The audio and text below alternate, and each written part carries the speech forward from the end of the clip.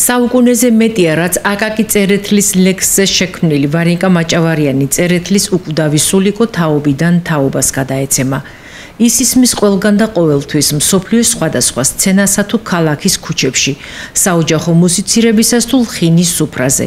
მას ასრულებს ყველა ცნობილი მუსიკოს შემსრულებელი თუ უბრალო მოქალაქე, დიდი თუ პატარა, ქალი თუ კაცი. ის ისმის სხვადასხვა ენაზე განსხვავებული ინტერპრეტაციით. სულიკოს უკვდავი ჰანგი ჩვენი ქვეყნის უმთავრეს სავიზიტო ბარათად არის ქცეული. ახლახან სიმღერა სულიკოს შესრულების ტრადიციას არამატერიალური კულტურული მემკვიდრეობის ძეგლის სტატუსი მიენიჭა. ყველა ერს, ყველა ქვეყანას, ყველა კუთხეს და ქალაქს ყავს თავისი სათაყვანებელი, საამაყო შვილი, რომელსაც სიცოცხლეშივე უდგავს ძეგლს და მის სახელს მომავალ თაობას გადაცემს. ქართველებისათვის, ჩვენ შემთხვევაში კი იმერლებისათვის საამაყოა აკაკი წერეთლის იმერლობა, რადგან სწორედ მის ლექსზე, სულიკოზე, ვარინკა მაჭავარიანმა შექმნა მელოდია, რომელმაც ჩვენს ქალაქს შორს გაუთქვა სახელი და პატარა სოფელ ცხრაწყაროს. სწორედ ცხრაწყაროში დაიბადა ვარინკა მაჭავარიანი, მამისეულ სახლში ცხოვრობდა და ამ ისტორიულ სახლში გაჟღერდა სიმღერა სულიკო. იქაური უხუცესების გადმოცემით ვიცით, რომ აკაკი წერეთელი საჩხერიდან ქუთაისში ისი არ ჩავიდოდა ან პირიქით უკან ისი არ დაბრუნდებოდა, რომ ზესტაფონში, სოფელ ცხრაწყაროში ვარინკას არ სტუმრებოდა.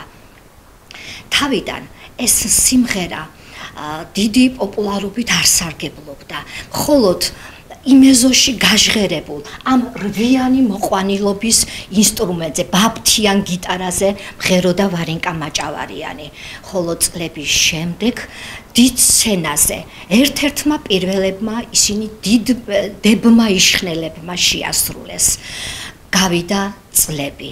მათმა საოსტატო მაღალმა პროფესიონალურმა შესრულებამ ამ სიმღერას დიდი პოპულარობა მოუტანა, რა თქმა უნდა, გადის წლები და ბოლოს, ციცოცხლის ბოლოს თამარ იშხნელი საზოგადოებას ეუბნება. ქართველმა ხალხმა ვარინკა მაჭავარიანს ამ სიმღერას სულიკოს შექმნისთვის ძეგლი უნდა დაუდგასო. აქვე დავძენ იმასაც, რომ ალბათ გოსანსა და დამღერებელს შორის რაღაც საიდუმლო ძაფი იყო გაბმული, რადგან სწორედ სიკვდილის წინ სტუმრად მყოფი ვარინკა მაჭავარიანი გოსანთან მოსანახულებლად მისულს გოსანმა სთხოვა, რომ გიტარაზე სიმღერა სულიკო დაემღერებინა. და წლების შემდგომ, როდესაც უკვე ვარინკა მაჭავარიანი მძიმე თავად იყო, რადიოში გაისმის სიმღერა სულიკოს ხმა. მას ორკესტრი ასრულებს. ცრემლმორეული ვარინკა ამბობს: ვახ, შენს ვარინკასო. ალბათ რა მშვენიერია, რა საამაყოა, რომ ვარინკა მაჭავარიანის შესრულებული სულიკო სწორედ ცხრაწყაროში დაიბადა და ქართველთათვის ქართული კულტურის დესპანი გახდა.